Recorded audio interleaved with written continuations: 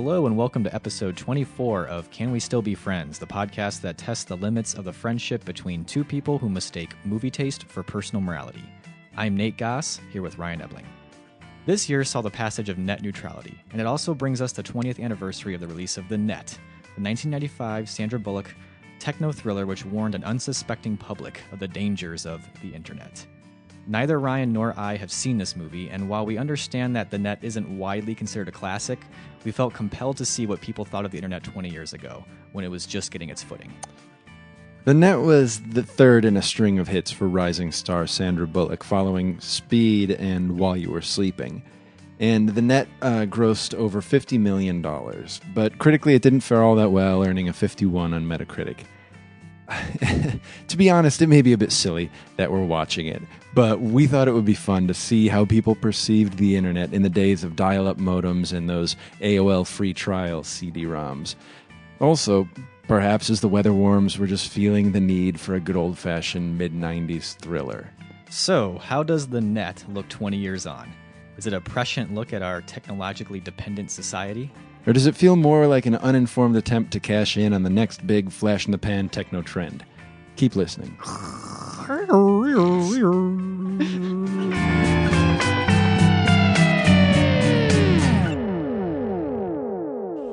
Don't think about hitting the escape key on any of your systems for a while. One keystroke will wipe out your whole system. God, I don't know how these things happen. You know, I just ordered that security program last week. What's it called? Gatekeeper? Well, that's what they all say. Did you install it? Absolutely, the minute we got it. I think. Not to worry, everything's under control. It's gonna be okay. You're the best, Angela. Now, do you think we'll be able to get this back in stores by week's end? Absolutely. Everything but the virus. A friend of mine collects them. I don't know, some people say string. You are a genius, Angela. I can't thank you enough.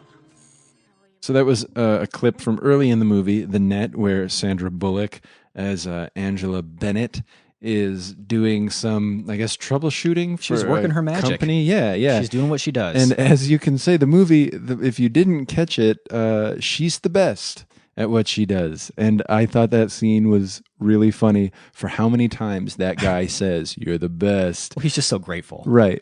It almost feels like they were like, okay, there's a woman at a computer. How are we going to get people to believe that she's actually good at what she does? I don't know. How about the guy just says it a bunch of times?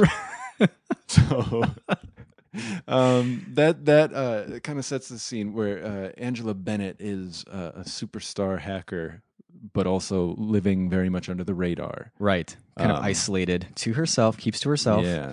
And dark things are about to happen. Yeah. From a scene from the movie The Net, which we are discussing today, it turns 20 years old this year. So that means 1995. Do you remember, did you even have the internet in 1995? I think I did. Did you? My dad is a computer guy. He writes programs. Oh, I didn't even know that. Yeah. How did I know that?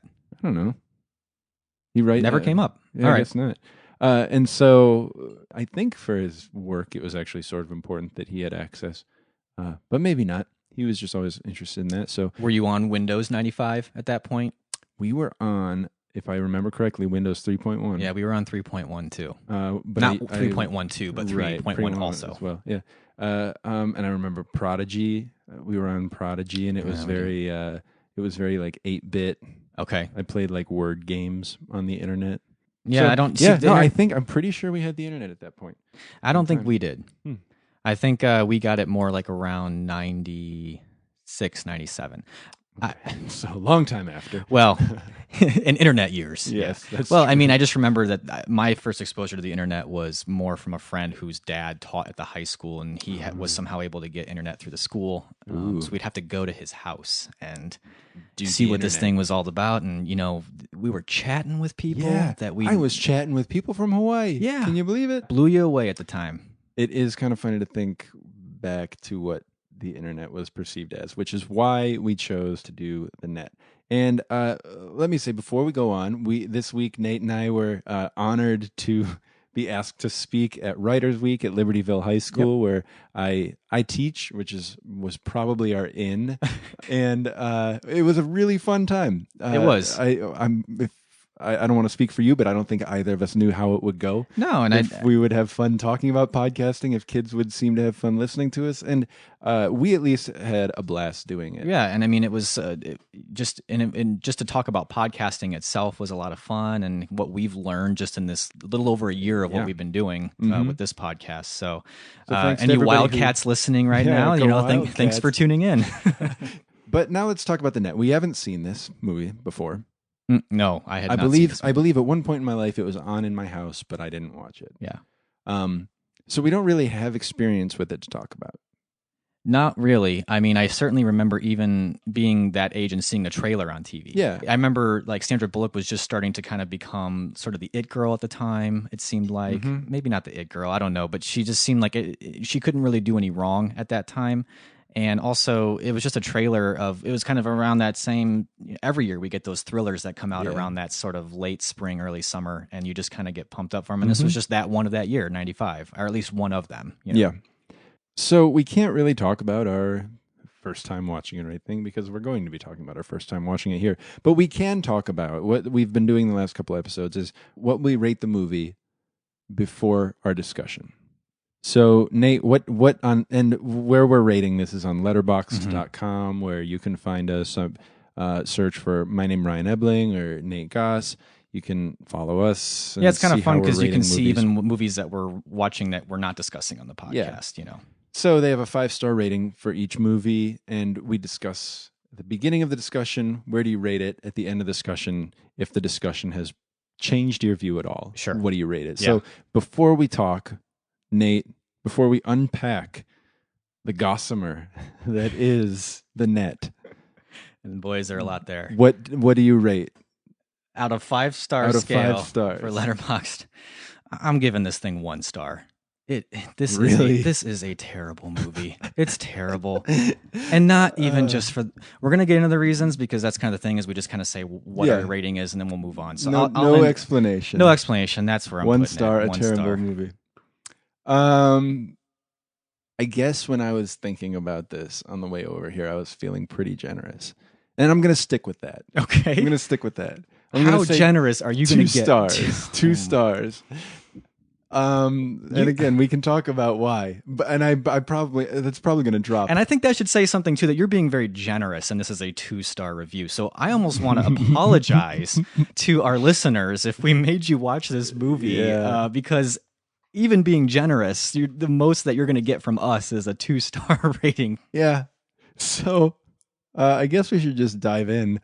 Well, before we go into The Net specifically, I am kind of curious where you come from in the sense of the genre of this film. How do you feel about thrillers in general? How do you have a lot of favorite thrillers? Is it a genre that you seek out? I mean, the other thing I realized after kind of realizing that we don't do a lot with thrillers is that thrillers is actually such a huge genre. Yeah. Like it's actually just almost a subgenre of every genre because there's like action thrillers and thriller mysteries and political sci-fi thrillers. And so it's almost hard to even know where to draw the line. Yeah. But I think we know what we mean when we say a movie like The Net is a thriller. And in the intro, I specifically called it a mid-90s thriller. I think the mid-90s thriller is a genre of that's kind of like when you've got all the Grisham stuff coming out. Mm-hmm. You might be able to put some Tom Clancy in there. Yep.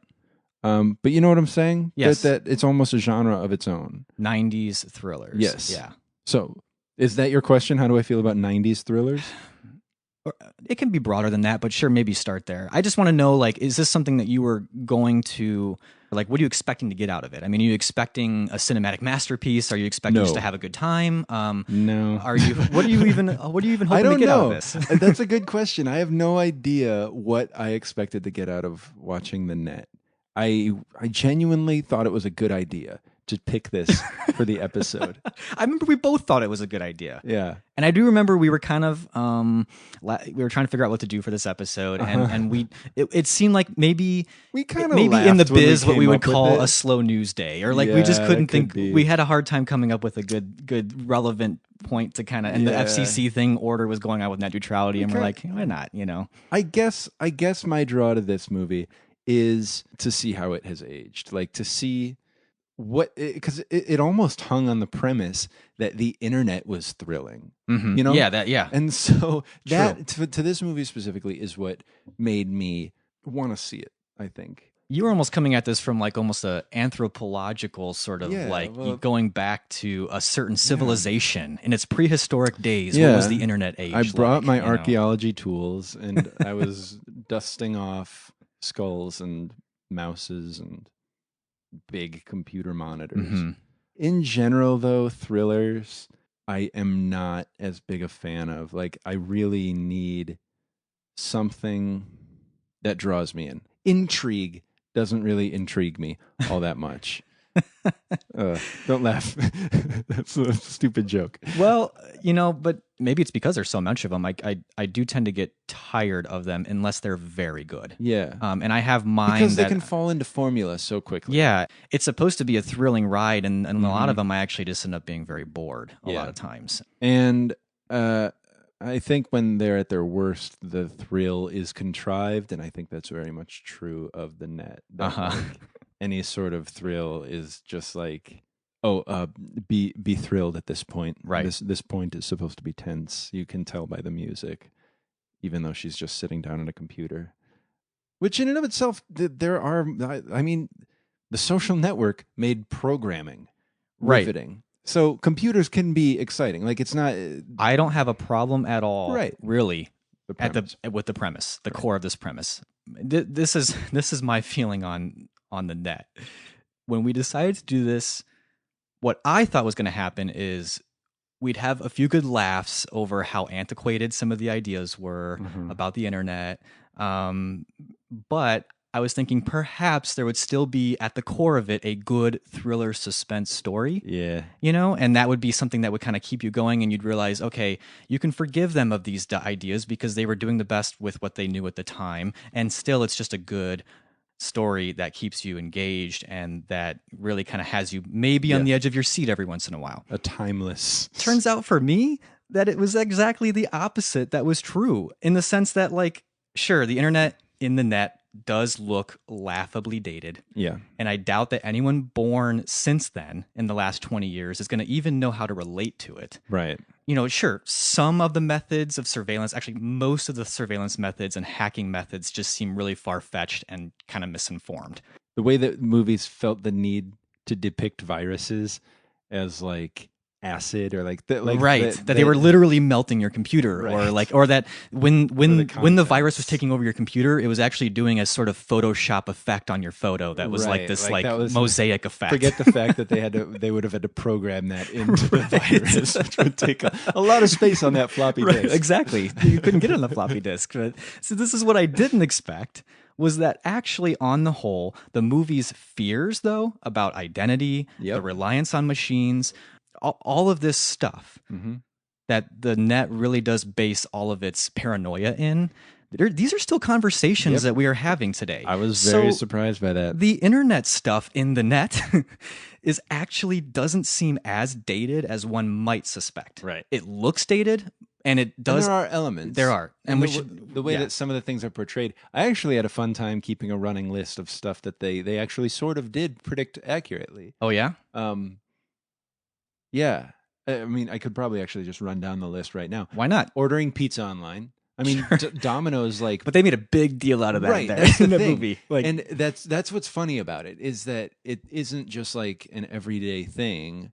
It's almost sad that she's ordering pizza online. It is. And not it's meant to be a sad. Person. Like, that's but the whole now point. It's a like, message in the movie that isn't that sad, that she can't really, like, she feels like she's so isolated that she doesn't even talk to a person to order pizza.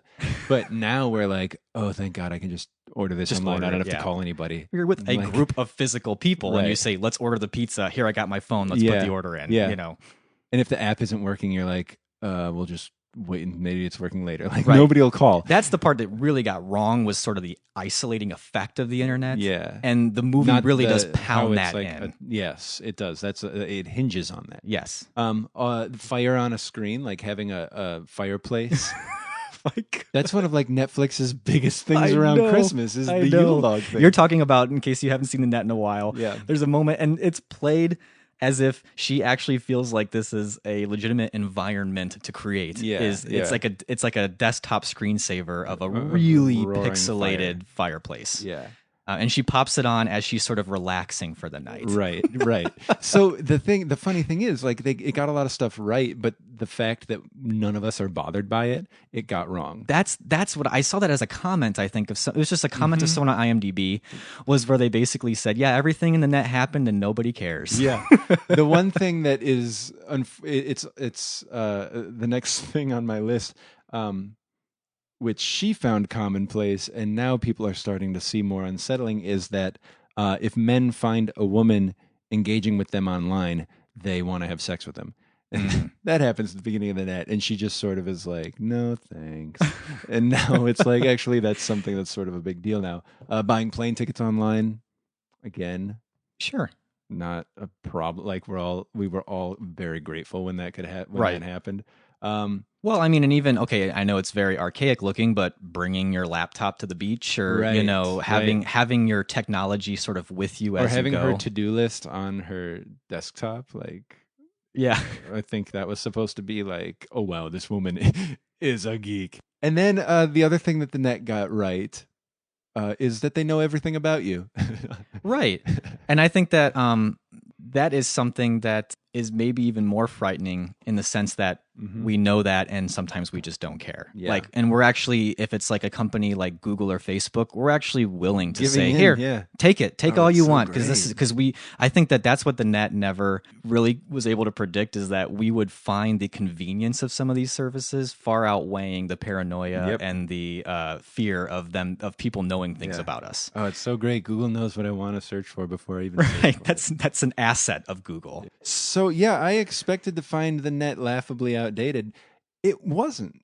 I think we mean the same thing. That, like, we were actually kind of surprised that when it came to the technological aspects, maybe they were executed in ways that were kind of laughable at times, but the core of what they were saying, the principles of what they were saying, nothing's changed. Well, I think ultimately the movie's message is very different, because the movie's ultimate point is get outside, get off your technology. Not be wise in your use. But here's what I really didn't expect at all when seeing the net, was that every single bit of the thriller elements of this movie would be so horrendously bad. Yeah. I have a really hard time trying to even think of one good thing I can say for this movie as far as it being a thriller. Like, it's not shot well. The script is so terrible that the script is awful. I laughed more during this movie than maybe any of the movies we watched for our podcast so far. And that's not anything to praise for the movie about. It's not supposed to be a funny movie. I laughed so much in this movie. It's terrible. Do you and how about that really forced AIDS message? Yeah. Like, all of a sudden in the end, like, she runs through a protest for AIDS research. Yeah, it's weird. But so let's talk about the script. There were a few choice moments that I wrote down in my notes. One, after she gets her purse stolen, which in and of itself is a very silly looking scene. The man she's with says, like, I'm going to go after it. And she says, it's not worth it. And then when he comes back and doesn't have it, she says, I had everything in that bag. And right before that, she's like saying something like, oh, look at me. Yeah, she's complaining about not having her stuff, and she says, look at me, I'm such a jerk, and you're sitting here bleeding to death. God, I had everything in that bag. I had my passport, I had my credit cards, I had... Ow. Sorry. Thanks for doing this. Well, you're the one bleeding to death. I am the one crying about my MasterCard. I apologize for having been a jerk. What do you mean? I'm the jerk. I'm trying to impress you. Yeah. Uh-huh. I remember there being a scene in the beginning when she's online with a bunch of guys, and I don't remember if it's on the screen or if it reads it out loud, but it said something like, the internet is the ultimate condom. Mm-hmm. Yeah, nobody has sex anymore. The net is the ultimate condom. They call it the net. That was another thing that the net got wrong. We didn't all just start calling it the net. Don't call it the net. We should, because it's so much shorter. Yeah. We'd be able to say and express man. the internet. Can you so imagine much. how much faster we could talk about the internet if we just said the net? Even when you're texting and Oh it's my supposed to be gosh. short, You just say the internet. you say the internet. Yeah. No, You're but surfing the net. script wise, even the fact that they have to hammer every single message so hard into you. You know, here we are at this beautiful spot. God, we're pathetic, aren't we? Excuse me? Well, we're here. We're sitting on the most perfect beach in the world, and all we can think about is Where whether... can I hook up my modem? Yeah, exactly. Wow, that's society, man, What are you in a s- nutshell, what are you saying, man. movie. And also how the movie really front loaded its techno speak. Like the first 10 minutes of the movie is full of just jargon related to the internet and viruses and computers and all this stuff. And then it like totally abandons it with no explanation for any of the stuff that happens later. I think it's maybe just It's setting it up basically so that just like- trust us. Yeah. Like we know this. if you're stuff. lost, don't worry, it'll get better. And if you do know what we're talking about, we know what we're talking about too. So wink, wink. And then it just like rested on that early, I guess, credibility that it established. The idea is okay. They load the techno jargon so they can basically have you feel like they know what they're talking about. There's going to be some really technological thing that's just beyond me. And really, it's the fact that, like, I guess something like Norton antivirus was the culprit all along. Basically, your virus And the guy who and how created- crazy the thing that's supposed to keep you safe on your computer was the very thing that was the most dangerous access point into your computer. Wow. You can't trust anybody on the internet. Yeah. And then there's like stuff like a computer-based blood test showed us that blah, blah, blah. It's like, oh, even our blood types are on the computer? See, and that's the thing too, is now, in a way, the net got it right that computers sure do know a heck of a lot about us. Yes. But in the movie, the net, he's able to change things. It makes it sound like there's some central database somewhere, right. like your police records, but also like your financial information and all Yeah. that. Like he's able to just go into a police car and like dial up No, your... he wasn't in the police car. No, he was in his own car. With what? Was there What was- Wi-Fi? Right, that's the thing too. Like, how's he getting into He was these? using the internet from his car, I guess, and all he did was like type into a text box on her police record. And like that was it. Good enough for the cop. It's like, how often in this movie do people say, "But the computer says"? and then she gets so fed up, she's got to take the monitor and crush it onto the floor because she just wants you to say. Then the camera just hangs on that broken monitor. Oh, this She's just movie. screaming at you, "Stop relying so much on your machines." You know. Yeah, I Oh loved my. that. I loved that lingering shot on the broken computer screen. Hold. There's They a- get it? You think they get it? Yeah, I thought this movie is just total fear and skepticism about the internet, about technology, and it might be a little bit easier to take if it weren't so heavy-handed with its message of paranoia, and we're all relying on it at a time where you have no idea what relying on the internet looks like. It seems like so far Hollywood has not found a way to make a good and nuanced look into how the internet and technology affects us. Take, for instance, there was a movie it came and went and we totally forgot about it, that Men, Women, and Children movie, Jason Reitman. That was supposed to be a movie all about how our gadgets and the internet and social networking just makes us more isolated and, separate from humanity. Yeah. And the movie bombed. It's not even a realistic message anymore. It's not. It doesn't say anything really, and it's not. I mean, can you think of a movie that was really about technology and seemed to really understand? Not off the top of my head. I can't think of anything. For as much as the social network is about computers, it's really about... I wouldn't say that's hardly. Pride. It's not really even about technology. No, it's about... It doesn't really say anything at about all about Facebook. It's about ego and Yeah. pride and that sort of thing. Well, you just saw Citizen 4. Yeah. I saw Citizen 4 not long ago, and also last week tonight just did their interview it was with Edward great. Snowden, which Fantastic. was amazing. Yeah. Yeah. But it's interesting that we're doing the net because that's it's pretty much the thesis of the movie, where like she screams at that woman, "They've done it to me. They're gonna do it to you." Yeah. That's like, not that much different than the government has your dick pic, right? which was in the John Oliver interview. Yeah. You know. If you have not seen the Last Week Tonight episode, Yeah, that might seem like it came out of left field, but but the point in that episode is that people, for some reason, don't care about the government's invasion of their privacy. And so the people at Last Week Tonight were trying to make people care about it.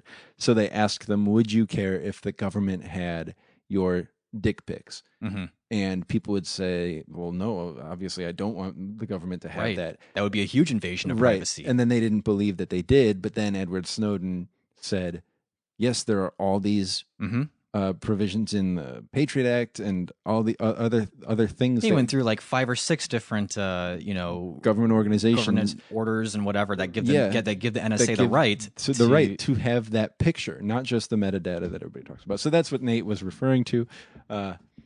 But definitely find that Last Week Tonight thing, and I would suggest everybody watch Citizen 4 because that is an amazing movie. I need to catch well. up with that one. Yeah, that one almost plays like a thriller, the way that they unfold that movie. And I guess maybe that's what I'm saying is I think I've seen this in documentaries, maybe even. Yeah, documentaries. Documentaries have a way of bringing up technology and maybe even highlighting some of the things that we should be concerned about, legitimately concerned about with technology, from thinkers in technology, not just from some producer in Hollywood that was like, geez, can you believe all these computers around here? So maybe it's just a better medium for it. I don't know. Think but I'm not because the truth is more exciting than any sexed up, like fictionalized version. Yeah. Through the lens of people who are trying to police focus groups and stuff. Plus, Irwin Winkler, the director of this movie, was born in 1931. Right. So, well, here's my thing on Irwin Winkler, is that he's better known as a producer than a director. Yeah. He produced the Rocky movies. He produced Goodfellas, a lot, Raging Bull, Wolf of Wall Street. A lot of Scorsese movies. So he's a great producer. But this totally feels like a producer's movie. Mm-hmm. None of the filmmaking seems like it comes from anywhere personal. Right. It's all generic, bland, and sometimes dumbfounding in how stupid it is. This is a guy making a movie with only the audience in mind, and a Hollywood producer's perception of an American movie-going audience at that. Yeah. Like, it just felt like this was a guy who most cynical views of came up with a very, very generic concept of paranoia over the internet and said, we got a movie here. Yeah. And then said, let's find, Hollywood's sweetheart right now, Sandra Bullock. She's perfect. Put her in there, I think she did a great job, and that is probably why I gave it 2 stars. We can talk about her later if we want to talk about any positives about the movie, if you find any. I did find one thing I liked, and it does have to do with Sandra Bullock, so maybe we should go into Sandra Bullock. I mean, she is the main character in this, and she does have to completely carry whatever movie this is. And she does. Yeah, she does. I care about her character. I care about Angela. Yeah. Well, you're right, because I have to always remember when I'm thinking of her that she was given a terrible script, like that she's delivering terrible lines. And then especially those scenes in Mexico with her and the guy, she's acting really naturally. Like she's doing a great job with a terrible script and a guy who's really wooden. I'll tell you the one, I had to stretch for this, but I found one thing that I kind of appreciate about the net. It's the fact that it has a main character that's a female, but she's actually she's a girl. Like she's cute and sweet, and she stays a girl. And what I mean by that is she's not like a Sarah Connor or a Lara Croft, tough as nails, ready to kick ass. Yeah. And she never becomes that, really. Right.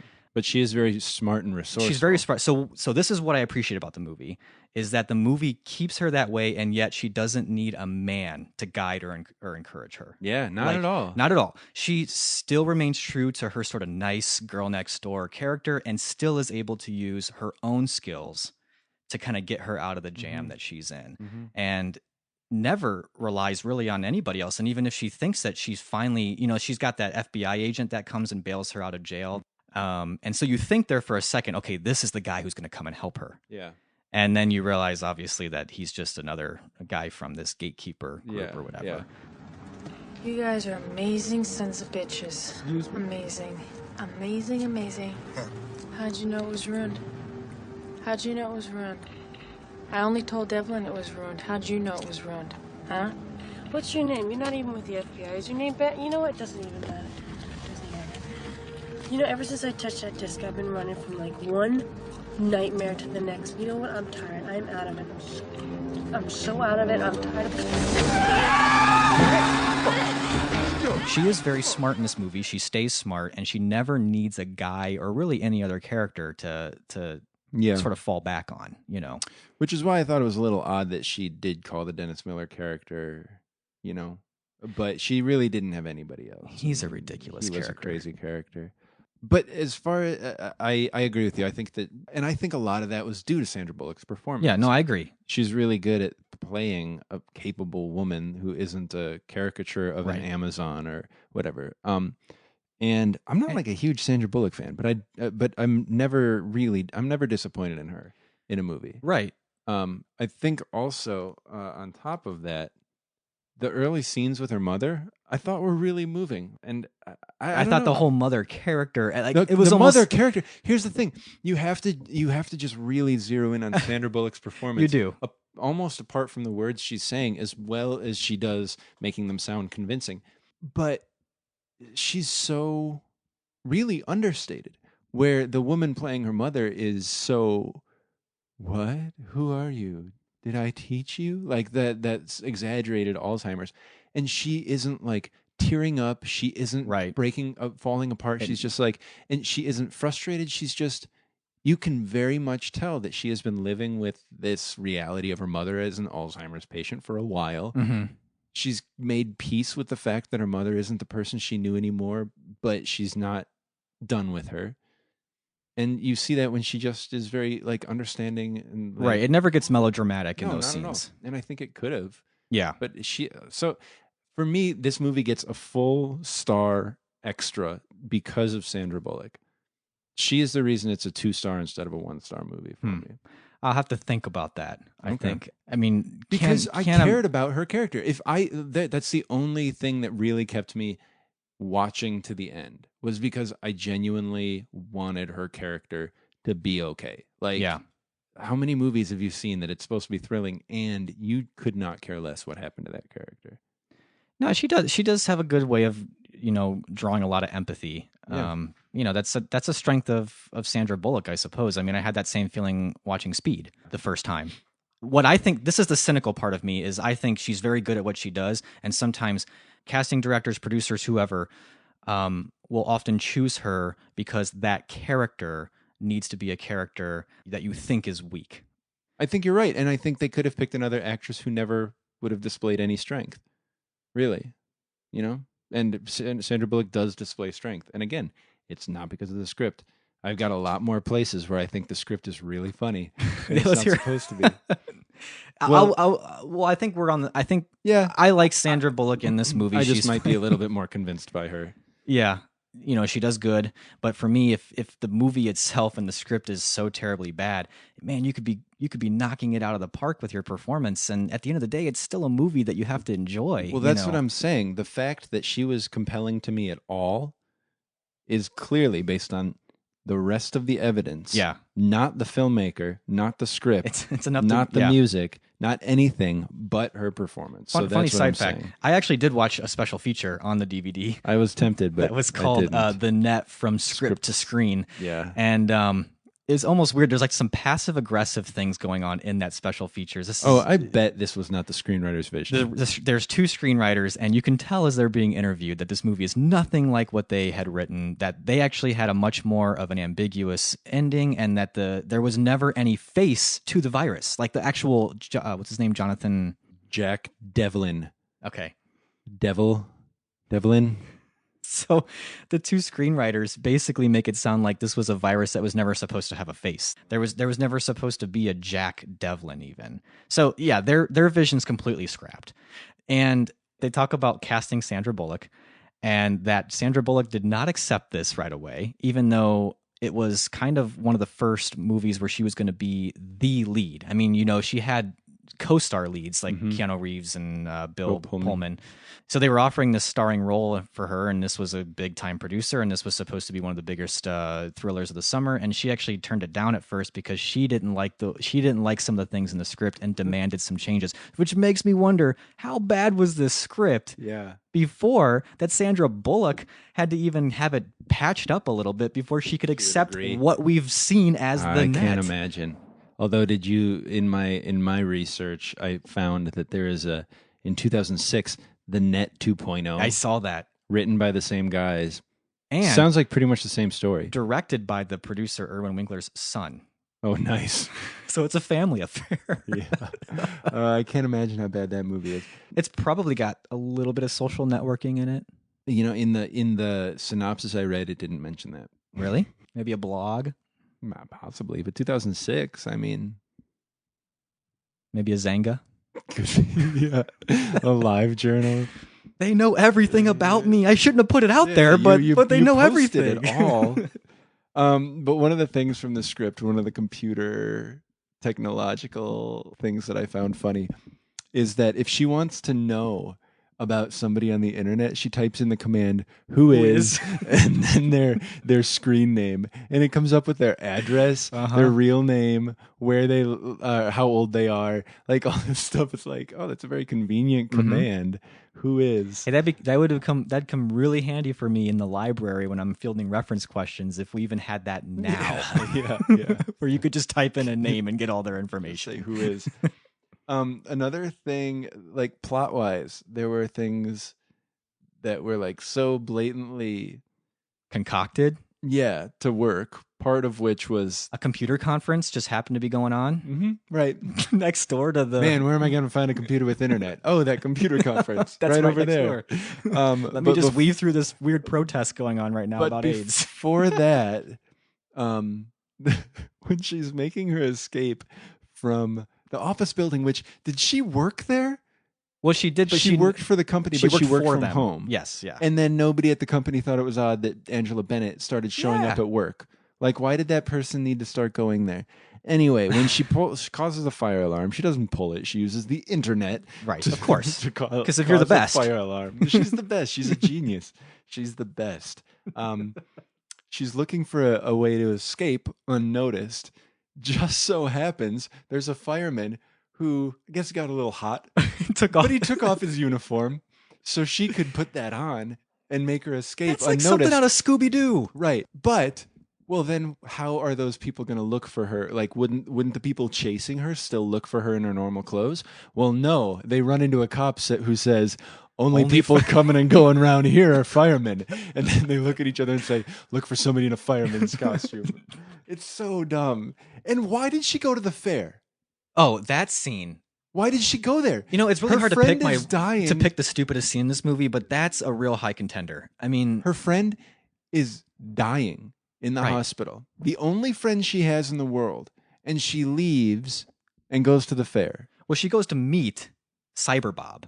Oh, that's right. Because Cyber Bob, and the funny thing is that it's almost like they had to have their little internet safety PSA in the middle, because the camera zooms in on her lips as she says when she's talking to Cyber Bob, and she's like, we should meet somewhere. And she's like, meet somewhere in public. Like, it was, and the camera zoomed in on her lips. That's right. So that's why she was at the fair. I forgot that she was trying to meet Cyber Bob. But still, and Cyber Bob ends up getting killed. Or I mean, you never see Cyber Bob, but you do see that these henchmen, or know, Jack, does meet Cyber Bob at his place and do something. That's such an awful scene, because with it was rabbit? So clearly. Yeah, with the rabbit trying to hug Which her. at first I was thinking maybe this guy's in on it. Like, he's going to kind of like kidnap her, sort of. But no, he's just an annoying rabbit in a costume that just keeps getting in the way. Right. And that's how she gets away, is sort of throwing this rabbit at the guy. This guy in a rabbit costume, I should say. And it's so like base level concept, like, oh, the thrilling scene's going to be taken. And it's just this juxtaposition of like carnival music and children and like the fun versus the scary. And it'll just be so tense. And you're going round and round on this merry-go-round. And they the show guy's Ferris wheel. And my wife brought this up too. He shoots his gun at the merry-go-round. It's got a silencer on. I know. And no one notices? That merry-go-round music must have been really loud. Yeah, it must have.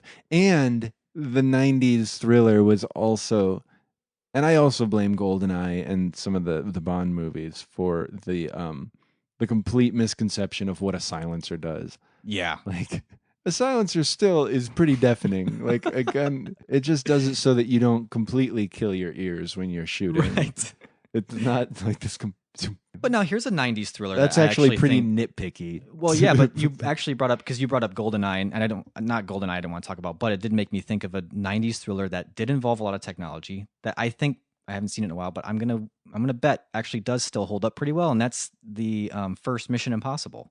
Oh yeah, with Tom Cruise, Mhm. and it's got that whole knock list thing where it's again, it's about this thing with they're supposedly I wanna this. watch that again. There's supposedly this disc that has a whole bunch of information about everything, and that's what everyone's chasing after. And you got that awesome scene of Tom Cruise kind of having to drop into that computer and not make a sound above a certain decibel range. So he's got the ballet slippers on, and then the Can't guy touch anything, and yeah, oh, that's such a great scene. catches the drop of sweat. That's how you do a tech thriller in the 90s. That's true. That's a I good think. point. So yeah, Brian De Palma. What year was that?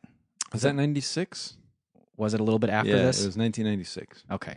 So maybe they had a little bit more technology experience in Possibly. that year. Maybe the net was a trial run, and they saw the lessons that needed to be learned. Right. Maybe. So I mean, the merry-go-round thing to me was, it's like they were trying to do something Hitchcock. Yeah. Yeah. Maybe. If we're gonna give them that much credit. Well, I just have a feeling Irwin Winkler or whoever, they were just like, yeah, it's a thriller. Master of thrillers is Hitchcock, because it's definitely got that Hitchcock, the person who's innocent, who's all of a sudden, kind of thrown into a situation where they are being chased after because they're presumed guilty. Right. Yeah. But boy, does this miss the mark. Do we have much more to really say about the net? No, I don't think so. Except to just continue to talk about the weird choices that were made. I said recently that I am not a fan of So Bad It's Good. And I'm not going to watch this movie again. And I'm still not a fan of So Bad It's Good. But it really was funny, some of the stuff. Yeah. It's terrible. This is not to a level of So Bad It's Good that I would recommend watching it. No. Getting a bunch of friends together and watching it. It's not that funny. It's funny enough to get you through it if you're forced to watch it because you're doing a podcast episode of it. Yeah. What's possibly most interesting about it is that the movie was very close to hitting on an extremely important issue of today, which is the ubiquity of our internet presence, that everything about us is on the internet and is and can be and has been used against citizens. And the movie was so close to being right on the money, but then it made its message, get outside and turn your computer off. That's a very good point. That's just really interesting to me, that this terrible movie by a cynical, out-of-touch director, as it seems, with a heavy-handed script, actually got very close. He was close to being insightful, for lack of to repeat the word, prescient and almost timeless. If its message had been tweaked, this movie is just blindly technophobic. That's the thing is, it's in your technophobia you can actually bring up a few decent points. Yeah. But technophobia usually doesn't lead you to any real solution other than get away. Yeah. And that isn't the solution ever. Right. Nope. Because it doesn't. It's you can't really get away unless you want to just completely go off the grid, which sure, if you want to do that, go ahead. But if you want to actually engage in the world, you got to have a smarter movie with a smarter message, than just get away from it all, get outside. And that is ultimately the movie's message. The scene, movie ends with she her turns off her computer and she goes outside and plants flowers with her Alzheimer's patient mother. Right. And everything was fine, I guess. But was it? Because they really make sure that they end the movie with the pie symbol in the corner of the screen and click on it. That's right. It really makes you think, why did I watch this movie? It makes you think, she's safe. Well, she went outside. What about us? But what about us? What about us? What decision, Ryan, are you going to make after watching The Net? How are you going to change your behavior? Hang on a second. Somebody is texting me. Cyberbob again? Yep, Cyberbob. What were you saying? Something about technology. It's all in the machines, man. Yeah. Everything. I love them. All right, that's enough of The Net. Are we best buds? Are we a mutual understanding, or is our relationship complicated? We might not have the exact same star rating, but I still think we can kind of be best buds because we're both saying this is a pretty terrible movie. Yeah, and I'm just surprised I seem to have enjoyed the experience more than you did, which is not much more. I enjoyed it. Maybe we didn't. Maybe I didn't. Maybe I'm just surprised I enjoyed it in any level. I enjoyed this because it was funny to watch because of how bad it was. Mm-hmm. That's about it. And I liked Sandra Bullock's performance. She was fine. Yeah, I think we're best buds. This movie is not worth the time we've put into it. I'm sorry that we made you watch it if you did join us. Although I hope you had a few good laughs too. It was fun, yeah. Yeah. It was stupidly fun. It's the film equivalent of those BuzzFeed, if you're a 90s kid, you'll remember this. Yeah, stuff you remember. Right. Yeah. Angel Fire websites. You know. Right. Microsoft Paint. Yeah. All right. So if you guys did watch The Net, or you can think of 90s thrillers that you think do hold up. Or what do you think of Sandra Bullock, even? Yeah. I mean, why not? Let's have that conversation with you guys. Do you think the internet's here to stay? Let us know on the internet, on Facebook, Twitter, at CWSBF. That's our Twitter handle. Right. Send us an email, feedback at canwestillbefriends.net. You got that phone number there, Nate, for our listeners to call and leave a voicemail? I think I do. Now, this phone number is for those of you who are a little scared of the net. Skeptical of the internet. You don't know how you feel about the internet. And, you go to a payphone and toss a quarter or however many cents you need to make a phone call from a payphone. Is it still just a quarter? I think it's more than that. Really? I think it's like 35 cents last I checked. 35 cents. I don't know. Well, pay for that phone call and then let us know how much it costs you to make that phone call. Anyways, if you want to use that pay phone or your cell phone or whatever phone you have, you can give us a call and leave us a message. The number is 847-306-9532. We would love to hear from you. Well, then, let's talk about what movie we're going to do for our next episode. And we were looking at the movies coming out in May, the summer releases, sort of. May kicks that whole thing off. Mm-hmm. And we noticed that Pitch Perfect 2 is coming out May 15th. A lot of people are excited for this one. People seem to be excited. My beloved Green Bay Packers make an appearance in the movie. Do they? They do. See, that's how little I know about this movie. Oh, that's about all I know about the movie. Well, Nate and I have never seen Pitch Perfect 1, which I believe they do call it Pitch Perfect 1. And we're curious. We, I guess I didn't know that it was such a big movie at all, and then all of a sudden it was like it seemed like everyone was talking about it, and I hadn't seen it, so I feel like I just kind of need to catch up. And singing is like a huge thing now with like pentatonics and a cappella groups, and I don't know, so I'm kind of curious to see what the fuss is all about with Pitch Perfect. And me too. If you have seen Pitch Perfect, which based on its popularity, you probably there's a good chance a certain chunk of our listeners have seen Pitch Perfect, so we'd love to hear maybe what you think about it. If you hate it, why? If you love it, what is it about it? What should we be looking for exactly? So, Pitch Perfect it is. Yeah, watch it with us, and we just want to thank you for listening to our discussion of The Net. Yeah, and if you if have you're any, still listening, if you're still listening, and if you want better movies to have to watch to keep following this podcast, just send us your suggestions. We'd love to hear your suggestions of what we should be watching and discussing. So send those our way. But thank you so much for listening, and we will catch you next time when we discuss Pitch Perfect.